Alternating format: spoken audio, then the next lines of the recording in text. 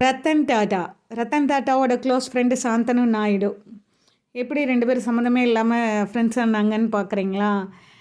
ஆக்சுவலாக சம்மந்தம் இருக்குங்க. 2 பேருக்குமே நாய் மீதான காதல் வந்து ஜாஸ்தியாக இருந்தது.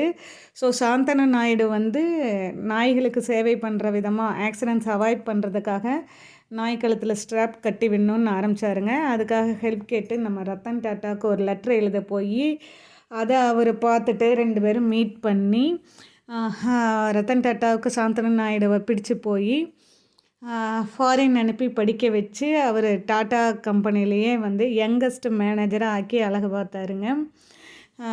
ஸோ அவருடைய மறைவில் வந்து சாந்தனு நாயுடு என்ன சொல்லியிருக்காரு அப்படின்னா, ரத்தன் டாட்டா விட்டு சென்ற காலியான இடத்தை தான் நிரப்ப போவதாக வாக்குறுதி கொடுத்துருக்காருங்க.